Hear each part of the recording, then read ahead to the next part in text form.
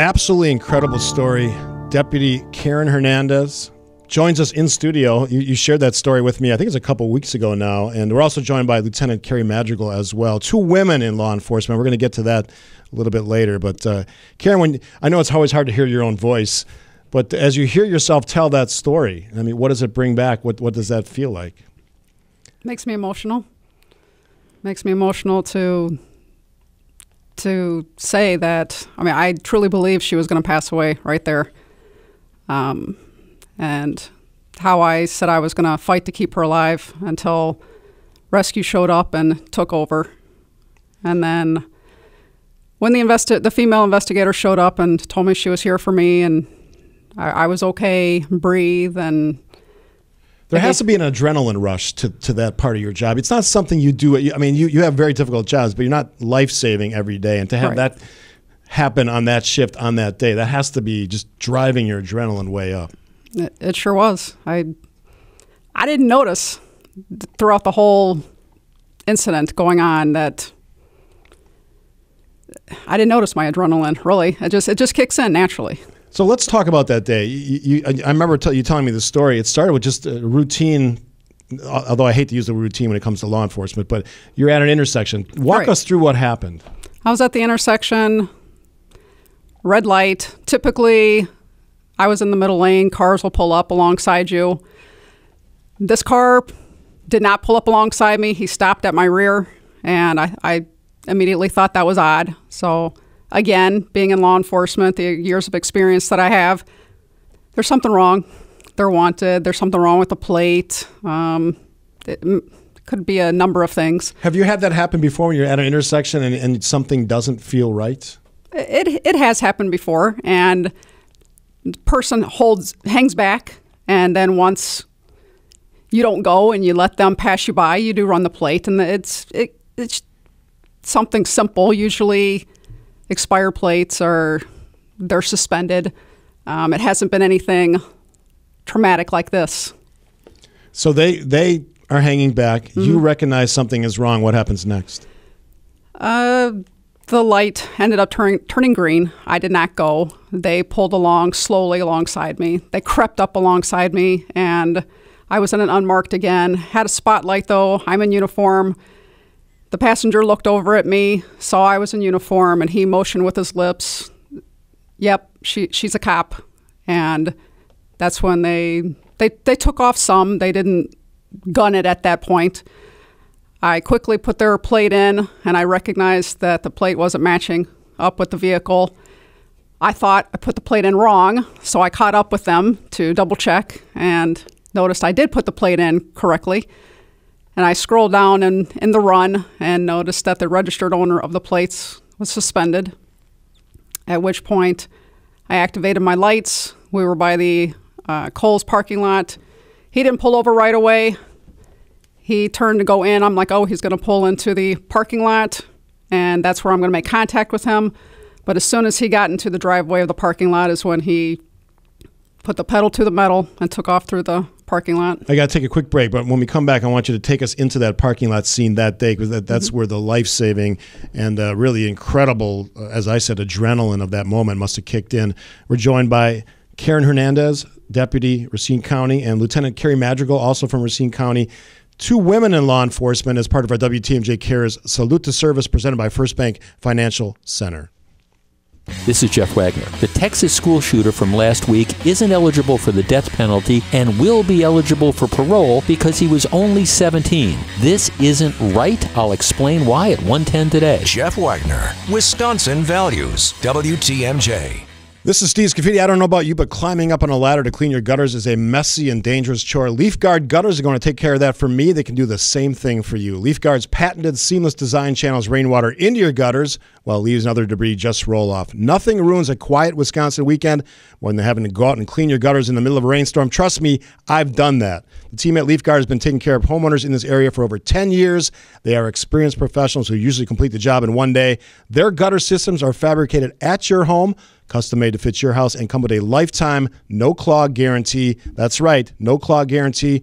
After this year, I'll never have to clean my gutters again. Call them today, just like I did, to set up a free estimate. Call 262-682-0500 today to get a 75% off installation labor, free financing for 12 months, and a $100 Visa gift card with qualified purchase, or check them out at guttersmilwaukeewi.com.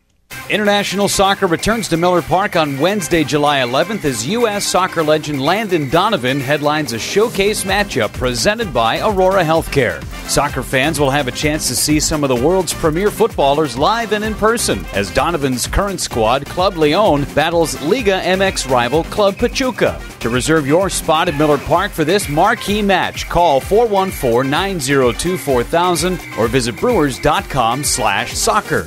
If you're a marketing professional, this could be your opportunity to use your creativity to drive revenue and lead programs that do good in our community. WTMJ and our sister station, KTI Country, are looking for a new director of marketing and non-traditional revenue. This key leadership role will focus on growing our audience and helping our sales team deliver great results for our advertisers. If you're ready to make a difference every day, take action now. To apply, text JOB to 414-799-1620. That's JOB to 414-799-1620. Or go to the career section at scripps.com to learn more and apply. Scripps Media Incorporated is an equal opportunity employer.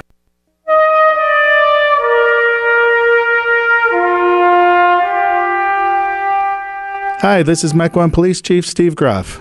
We're supporting Steve Scaffidi's Salute to Service Month because every day, thousands of police, fire, and EMS personnel around the state put their lives on the line to serve you and I. They're not looking for recognition, but they deserve it. WTMJ Cares Salute to Service. You can actually watch us today at WTMJ.com/StudioCam, as well as listen to us right here on WTMJ. We are joined in studio, Deputy Karen Hernandez, our Salute to Service Award winner, and Lieutenant Carrie Madrigal, who is a co-worker in Racine County. And also, I want to get to the women in law enforcement because you were two outstanding representatives of that. But take us back to that parking lot. They drive in, high rate of speed, they strike two people. What happens next? Again, I did not see him strike the pedestrians. He ended up losing control of his vehicle. He struck a pole. He immediately jumped out and fled the scene. The passenger was trapped in the vehicle, but he was struggling to try and escape as well. That's when I asked a bystander if they could make sure he stayed in the vehicle and didn't leave the scene. I was out of my squad, talking to dispatch, telling them he was fleeing where he was going. There's another passenger trapped. Somebody's watching him. I look over to my left, and that's when I saw the victims. And again, I saw her. Massive injuries. Massive injuries, yes. I was in complete shock. And your life-saving instincts kicked in. What'd you do next? We, not too long ago, had been trained on using tourniquets, and I immediately knew she needed a tourniquet. She needed two of them. Her arm was missing and her leg was missing. As I was talking to dispatch, letting dispatch know we're going to need Flight for Life coming, there was already a Festival Foods employee applying a belt to her leg that was missing. He was trying to tie that off. And after I gave dispatch the much needed information for rescue to respond, I jumped in and put a tourniquet on her arm. Saving their lives, yes, essentially. Ultimately, saved their lives putting the tourniquets on. And the public helped as well. Yeah. You said some were better at it than others, but they actually chipped in and tried to help these people as well, which is a good story. Lieutenant, your next to your coworker, what does that story tell you about her? Extremely professional, extremely, all the training that we receive.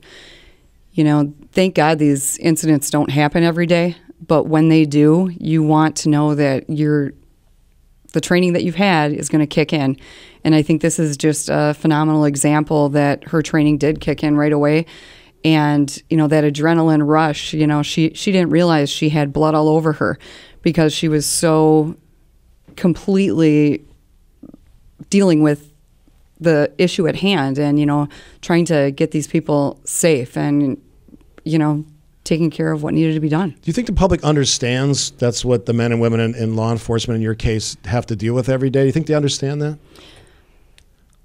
I would love to say they always understand that, but definitely in situations like this, I think it helps them to understand better what, it's not what we are doing right now, it's what we're prepared to do. And I don't thank God we don't see a lot of this. Thank God that we don't have to deal with, this type of incident every day.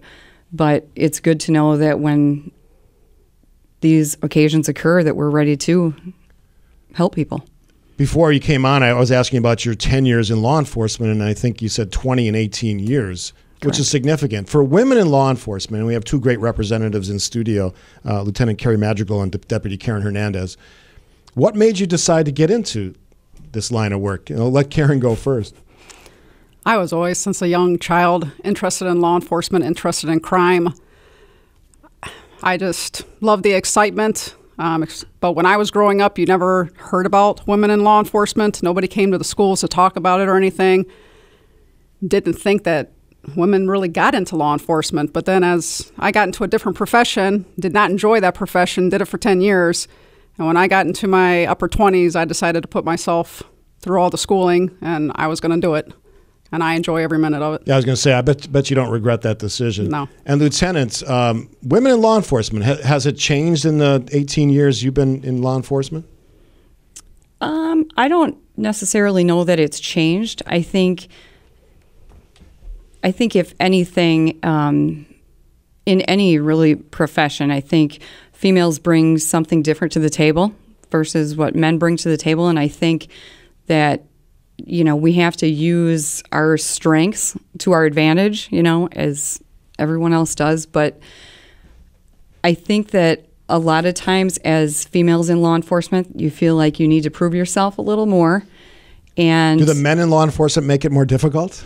I wouldn't say that. I mean, I think we work with a lot of great guys that I think when a high stressful situation happens, I think there's a lot of the men in law enforcement who have that feeling to protect us. And I think that's just a human instinct. I don't necessarily know that they're, making that conscious effort. But I think that I love this profession. I can't imagine doing anything else. And Karen, I got about 30 seconds left. I am honored that you came in studio, and I'm honored to know both of you. Outstanding examples of women in law enforcement, just law enforcement in general. And your story is not an easy story to tell, given the circumstances that day. What do you take away from that story? What do you remember about that day beyond just the nuts and bolts of doing the job? Nothing's routine, but what do you take away from that day? Anything can happen at any time, and being in the law enforcement career, definitely don't let your guard down at all. And that was a perfect example of working third shift, picking up some overtime to make some extra money. And I was working on a report beforehand, and I went from working on a report to this horrific incident. Well, it's my honor to present you with the WTMJ Cares Salute to Service Award. Absolutely deserving. And thanks for sharing your story. Thanks to Lieutenant Carrie Madrigal as well for coming and talking about your coworker. Great examples of the people that do a very tough job.